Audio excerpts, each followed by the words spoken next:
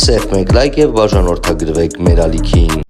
Երեկվանից Կալուգայի Սամոյի թիմակիցները լծված են մի բառ ասելու, մենակ մի բառ։ Վախենում եք Սամոյից, վախենում եք, վախենում եք, վախենում եք, վախենում եք, վախենում եք։ Ժողովուրդ ջան, մի քիչ հարգեք ձեր առաջնորդին։ Այդ մարդը ոչ կատաղած շուն է, ոչ կարմիր գույն տեսած ցուլ է, ոչ սերիական մոլագար մարդասպան է, որ իրանից վախենակ, բայց եթե ուզում է անկեղծ sense ուժեղ ու սարսափազդու վախենալու տենց կերպար ստեղծի իր համար մի հատ առաջարկ ունեմ։ Կարա օրինակ Ռուսաստանի Դաշնության իր հիմնական քաղաքացիության երկրի գյուղատնտեսության կամ լավ ցանկացած նախարարության, ասենք ֆինանսական բաժնի կամ կադրերի բաժնի, էական չի։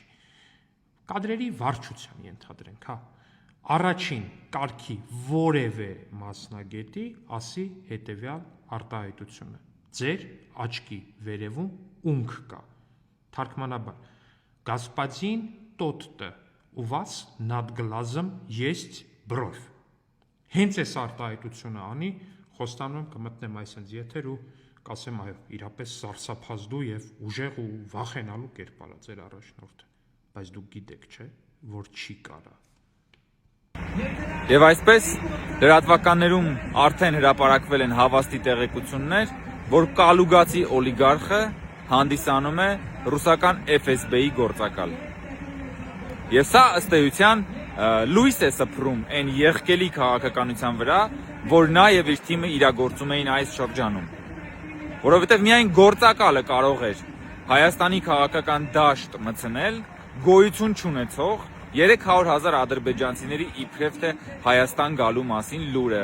ահաբեկելու սեփական քաղաքացիներին, կաշառելու ամեն օր ձերբակալվում են կաշառք տվող, կաշառք բաժանող ընտրակաշառատուներ, որովհետև միայն գործակալը կարող էր փորձել զավթել իշխանությունը, որովհետև միայն գործակալը կարող էր ոտատակ տալ ժողովրդավարությունը, փորձել ոտատակ տալ, ասպատակել ժողովրդավարությունը, ասպատակել ինքնիշխանությունը, որովհետև այդ գործակալները փորձում են լուծարել Հայաստանի պետականությունը եւ տանել հայ ժողովրդի ճակատագիրը դնել իրենց օտար շեֆերի ոտքերի տակ։ Այդ գործակալների գործակալական էությունն է։ Հայաստանի ժողովուրդը հունիսի 7-ին գրողի ծոցն է ուղարկելու բոլոր գործակալներին։ Գործակալները Հայաստանում նույնիսկ մեկ ձայն չպետք է ունենան, որովհետև գործակալները չունեն հայրենիք, գործակալները չունեն սրբություն, գործակալները չունեն պետություն, նրանք ուզում են մեր պետությունը եւ մեր ժողովուրդը մատաղ անեն։ Եվ մեր ժողովրդի պատասխանը կլինի հունիսի 7-ին։ Հայաստանի ժողովուրդը տեր կկանգնի խաղաղությանը,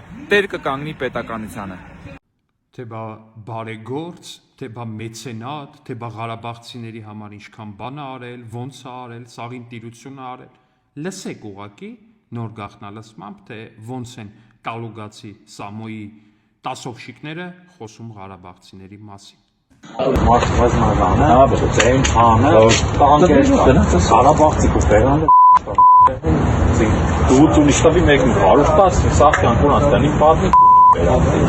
Հասկանում եք, լսում եք ինչ է ասում։ Լսում եք ինչ է ասում։ Սա վերաբերմունքն է, սա այդ կեղտոտ, այդ կապույտարյուն ունեցողների վերաբերմունքն է, ինքը քեզ փող է տալի ու ինքը կարա քո մասին տենց խոսա, ինքը տենց է մտածում առնվազն։ Ղարաբաղցիներին սիրողի թիմը առաջի ձեր տասովշիկները սենց են խոսում Ղարաբաղցիների մասին, հա, ու էս է եղել իրանց մշտական վերաբերմունքը Ղարաբաղցիների նկատմամբ, հայաստանցիների նկատմամբ, բոլորի նկատմամբ։ Էս էլ որպես առավել վառ ապացույց։ Աները ճիշտ է զամիսմատիչները։ Որ ճիշտ է լավ են կանում, արա փող ծախս։ Կյանքն է ծառը փող ծայ։ Եթե դե ճիշտ է։ Ասում է կյանքն է տենց, փող դու այս են պլանավորում անեն Հայաստանի հետ։ Փողը տան, որ հետո ժողովրդին,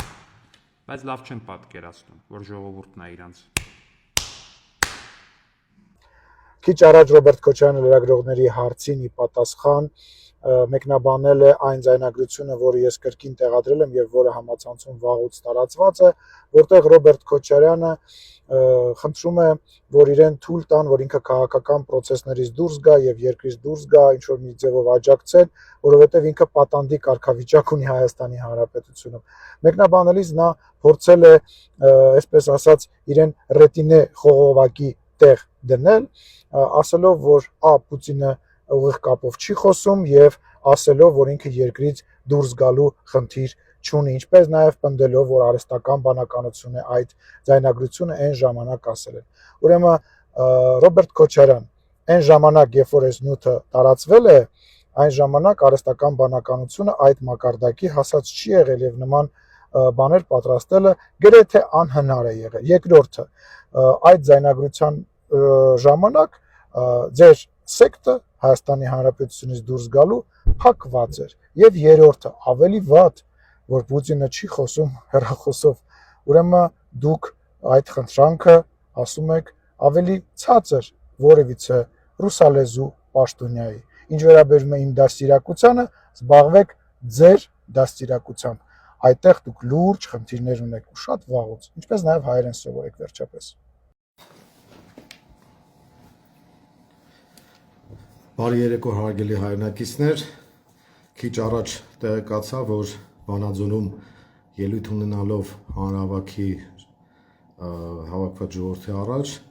Նիկոլ Փաշինյանը ինձ մեղադրել է պետական դավաճանության մեջ։ Պատկերացնում եք Թուրքիայի ու Ադրբեջանի շահերին ծառայող եւ պետական դավաճանությամբ Արցախը հանձնած, Հայաստանի տարածքները հանձնած Նիկոլ Փաշինյանը ինձ մեղադրում է պետական դավաճանության մեջ։ Սա խոսում է մեկ բանի մասին, որ հաճախորդը հուզված է, նյարդայնացած է, հաճախորդը փրփուրներից է կախվում։ Ինքը մտածում է, որ ռեպրեսիաների դիմելով եւ հանրահավաքի հարթակից հրահանգներ տալով կարողանալու է վերարտադրվել։ Ես պետք է ասեմ, որ իր կոկորտին է կանգնելու այս ապօրինությունը, փաստացի ինքը հրահանգներ է իջեցնում իրավապահ կոչված համակարգին եւ ցուցումներ է տալիս, թե ում պետք է կալանավորեն, իսկ ում ոչ, ում դեմ գործ հարուցեն, իսկ ում դեմ ոչ, եւ այս ամենը տեղի է ունենում ուղիղ եթերի ռեժիմով։ Ուրեմն Նիկոլ Փաշինյան ուշադիր լսի։ Դու թուրքի կոշիկները լիզող, թուրքի պահած իշխանության բարագլուխ ես, դու Ադրբեջանի շահերին ես ծառայում, դու Ալիևին խոստացել ես ադրբեջանցիների բնակեցում Հայաստանում, սահմանադրության փոփոխություն, ցեղասպանության ուրացում, եւ դու խոստացել ես, որ տարածքներ ես զիջելու, եթե իրենք օգնեն քեզ վերարտադրվել, ու այդ մասին արդեն անոնսել ես արել։ Ուրեմն իմացի Նիկոլ Փաշինյան, դու պետական դավաճան ես ու Սաակաշվիլի օրվան երնեք ես տալու։ Դու հայ ժողովրդի պատմության ամենախայտառակագույն դեմքերից մեկն ես ու քո այդ ճղրտոցները, ծվծվոցները, կերկերուն ձայնով այդ ելույթները քեզ չեն փրկելու։ Հայ ժողովուրդը արդեն գիտի թե դու ով ես, գիտի թե ով է պետական դավաճանը իդեմս քեզ եւ գիտի թե ով եմ ես եւ ովքեր են մյուս ընդդիմադիր գործիչները։ Սիրելի ժողովուրդ, ես ձեզ մի բան եմ առաջարկում։ Անպայման դիմադրություն ցույց տալ, մասնակցել ընտրությանը, վռնդել, դուրս շպրտել Նիկոլ Փաշինյանի գլխավորած իշխանությանը եւ ձևավորել նոր ազգային հայկական պետական իշխանություն։ Այս ամենը անցնելու է գնա։ Կալանավայրում լինել չլինելը որևէ խնդիր չի փոխում, մեր մոտ որևէ բան չի փոխում։ Դիմում եմ մեր կողմնակիցներին։ Ինչպես գիտեք, Մայր Հայաստանը այս ընտրություններին մասնակցում է Բարգավաճ Հայաստանի ցուցակով։ Նրանք, ովքեր հետևել են մեր գործունեությանը, գիտեն, թե մենք ինչով ենք զբաղվել, անպայման ակտիվություն ցուցաբերեք,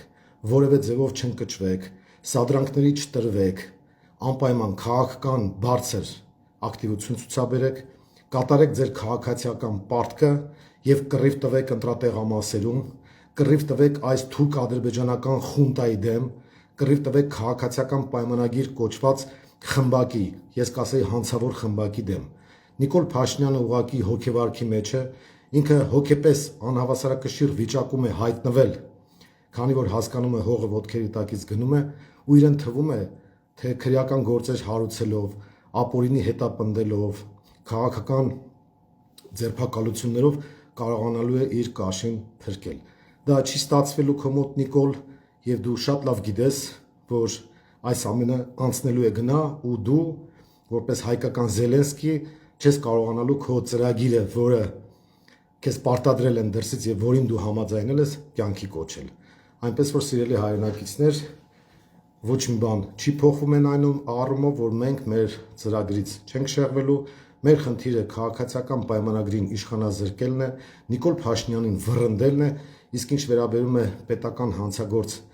պետական դավաճան պիտակին, Նիկոլ, այդ մի բանը հաստատ դա քեզ չի ներվելու, որովհետև ինչ-ինչ թուրքի կոշիկ լիզողը չի կարող ինձ եւ իմ ընկերներին եւ ընդդիմադիր մյուս գործիչներին մեղադրել պետական հանցագործության, պետական դավաճանության մեջ։ Դավաճանը ինքդ ես, քո էությամբ, քո գործնեությամբ, քո ամեն ինչով, ու դու իմացիր, որ դու այս ամեն ինչի համար պատասխան ես տալու ու չես մարսելու։ Այնպես որ ինչքան ուզում ես գորգորոցդ գլուխդ գցի, լաչառացի, ինչ ուզում ես արա,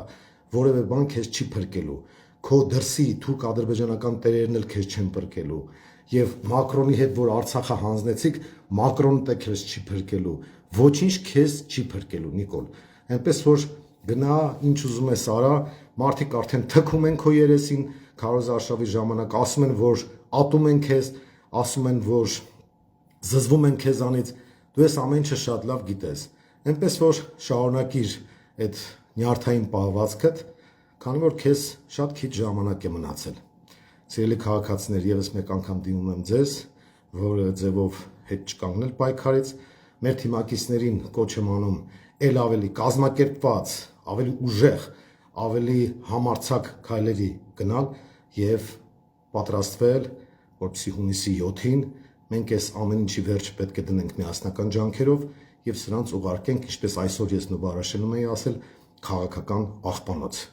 Առայժմ լավ մնացեք։